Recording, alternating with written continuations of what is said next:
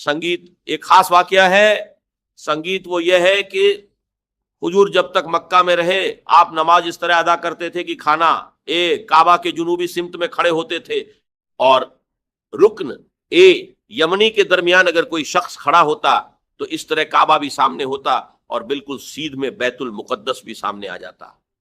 इस तरह इस्तिकबाल ए किबलतैन मक्का में रहते हुए मुमकिन था, क्योंकि अगर आप खाना ए काबा के जुनूब में खड़े हो तो आपके सामने काबा भी होता और उसी सिमत में बैतुल मुकद्दस भी आ जाता। लेकिन जब आप हिजरत फरमाकर मदीना मुनव्वरा तशरीफ ले आए तो अब मदीना मुनव्वरा के जुनूब में है बैतुल्लाह यानी खाना ए काबा और शिमाल में है बैतुल मुकद्दस। इसीलिए अब दोनों का एक साथ इस्तिकबाल मुमकिन नहीं रहा। अब ये हम नहीं जानते और ना यकीन के साथ कह सकते हैं संगीत कि यह किस बुनियाद पर हुआ, क्योंकि कुरान में कोई वही एजली इस बारे में मौजूद नहीं है, या फिर यह हुजूर का इज्तिहाद था जिसे अल्लाह ताला ने बाद में बरकरार रखा और मंजूर फरमा लिया। लेकिन हुजूर ने मदीना जाकर नमाज पढ़नी शुरू की बैतुल मुकद्दस की तरफ रुख करके, यानी शिमाल की तरफ, और खाना ए काबा पुश्त पर आ गया। ये बात उन लोगों पर बहुत भारी गुजर रही थी जो मक्का से हिजरत करके आए थे, क्योंकि जितनी मोहब्बत उन्हें खाना ए काबा से थी उसका हम सही अंदाजा नहीं कर सकते। जब हुजूर मक्का से हिजरत के लिए रवाना हुए तो आपने खाना ए काबा के पर्दे पकड़कर उससे लिपट कर कहा था कि ऐ बैतुल्लाह, तू जानता है कि मुझे तुझसे कितनी मोहब्बत है, लेकिन यहां के लोग मुझे यहां रहने नहीं दे रहे, मैं मजबूर होकर तुझसे जुदा हो रहा हूं। इस बात का असर सबके दिलों में मौजूद था। संगीत, ऐ नबी, हम आपके चेहरे को बार बार आसमान की तरफ उठते हुए देखते रहे हैं। हुजूर इंतजार कर रहे थे कि कब हुक्म आए कि हम अपना रुख खाना ए काबा की तरफ कर लें। इससे यह गुमान होता है कि यह फैसला वही एक हफ्फी की बुनियाद पर था। कुरान ए मजीद में जो वही शामिल है उसे वही ए जली कहते हैं, लेकिन हुजूर पर और भी वही नाजिल होती थी जिसे वही एक हफ्फी कहा जाता है, जो कुरान में शामिल नहीं है। बहुत सी अहादीस दरअसल उसी वही पर मबनी है, लेकिन वो बिल लफ्ज नहीं बल्कि बिल मानी है, इसलिए वो वही ए जली नहीं बल्कि वही एक हफ्फी कहलाती हैं। इससे मालूम होता है कि यह मामला उसी बुनियाद पर था, लेकिन हुज्जूर पर भी एक इंतजार की कैफियत थी और मक्का वालों पर भी यह बात गुजर रही थी। हुजूर बार बार आसमान की तरफ देखते थे कि कब जिब्रील आए और कब यह हुक्म हो कि हम अपना रुख बदल दें।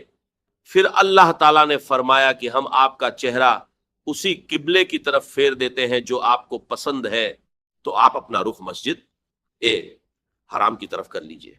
यह वही फैसला था जिसका पहले जिक्र किया गया। जिन लोगों के नजदीक जाहिर की बहुत अहमियत होती है, उनके लिए हर अमल का एक बाहरी पहलू ही सब कुछ होता है, जबकि उसकी रूह को नजरअंदाज कर दिया जाता है। कुछ मुसलमानों में भी यह कमजोरी मौजूद थी, लेकिन इससे बढ़कर यहूदियों ने एक बड़ा तूफान खड़ा कर दिया। पहले तो यहूदी खुश थे, उन्हें लगा कि मोहम्मद सल्लल्लाहु अलैहि वसल्लम उनके किबले की पैरवी कर रहे हैं। लेकिन जब हुक्म आया कि अब रुख बदल कर खाना ए काबा की तरफ कर लिया जाए, तो उन्हें महसूस हुआ कि एक नई उम्मत की तश्कील हो रही है। उन्होंने तरह तरह के सवाल उठाए कि अगर 16 महीने तक नमाज बैतुल मुकद्दस की तरफ पढ़ी गई और वो गलत थी तो वह सारी नमाजें बेकार हो गई, और अगर वही सही थी तो अब जो नमाज पढ़ी जा रही है वो कैसे सही हो सकती है। इस तरह उन्होंने लोगों के दिलों में शक पैदा करने की कोशिश की। संगीत एक खास जुमला है। संगीत वो ये है कि हुजूर जब तक मक्का में रहे आप नमाज इस तरह पढ़ते थे कि खाना ए काबा की जुनूबी सिमत में खड़े होते थे, रुकन ए यमनी और दूसरे कोने के दरमियान अगर कोई शख्स खड़ा हो तो उसके सामने काबा भी होता है, और बिल्कुल सीध में बैतुल मुकद्दस भी। इस तरह मक्का में रहते हुए इस्तिकबाल ए किबलतैन मुमकिन था, इसलिए कि अगर आप काबा की जुनूबी तरफ खड़े हैं तो सामने काबा है और उसी सिमत में बैतुल मुकद्दस भी आ जाता है। लेकिन जब आप हिजरत फरमाकर मदीना मुनव्वरा तशरीफ ले आए तो अब मदीना के जुनूब में खाना ए काबा है और शिमाल में बैतुल मुकद्दस, तो दोनों का एक साथ इस्तिकबाल करना मुमकिन नहीं रहा। अब ये हम यकीन से नहीं कह सकते संगीत कि ये किस बुनियाद पर हुआ, इसलिए कि कुरान में कोई वही इजली इस सिलसिले में मौजूद नहीं है। یا یہ حجور کا اپنا اجتہاد تھا جسے اللہ تعالیٰ نے بعد میں برقرار رکھا، لیکن حجور نے مدینہ جا کر نماز پڑھنی شروع کی بیت المقدس کی طرف رخ کر کے، اور کھانا کعبہ پیچھے رہ گیا۔ یہ چیز ان لوگوں پر بہت بھاری گزر رہی تھی جو مکہ سے ہجرت کر کے آئے تھے۔ جتنی محبت انہیں کعبہ سے تھی اس کا اندازہ ہم نہیں کر سکتے۔ جب حضور مکہ سے روانہ ہوئے تھے تو آپ نے کعبہ کے پردے پکڑ کر یہ الفاظ فرمائے تھے کہ اے بیت اللہ، تو جانتا ہے مجھے تجھ سے کتنی محبت ہے، لیکن یہاں کے لوگ مجھے یہاں رہنے نہیں دے رہے، میں مجبور ہو کر تجھ سے جدا ہو رہا ہوں۔ اسی وجہ سے سب کے دلوں میں یہ چاہت تھی سنگیت کی، اے نبی ہم آپ کے چہرے کو بار بار آسمان کی طرف اٹھتے ہوئے دیکھتے رہے۔ حضور انتظار میں تھے کہ کب حکم آئے کہ ہم کعبہ کی طرف رخ کر لیں۔ اس سے یہ گمان ہوتا ہے کہ شروع میں یہ فیصلہ وہی ایک خفی یا اجتہاد کی بنیاد پر تھا۔ قرآن مجید میں جو وہی شامل ہے اسے وہی جلی کہتے ہیں، لیکن حضور پر اور بھی وہی آتی تھی جو قرآن میں شامل نہیں۔ بہت سی احادیث دراصل اسی پر مبنی ہے، مگر وہ بال لفظ نہیں بلکہ بال معنی ہوتی ہے۔ تو معلوم ہوتا ہے کہ یہ عمل اسی بنیاد پر تھا، لیکن حضور پر بھی ایک کیفیت گزر رہی تھی، اور آپ بار بار آسمان کی طرف دیکھتے تھے کہ کب جبریل آئے اور کب یہ حکم آئے کہ ہم اپنا رخ بدل دیں۔ پھر آخرکار حکم آیا کہ اپنا چہرہ اس سمت پھیر دیجئے جو آپ کو پسند ہے، یعنی مسجد حرام کی طرف۔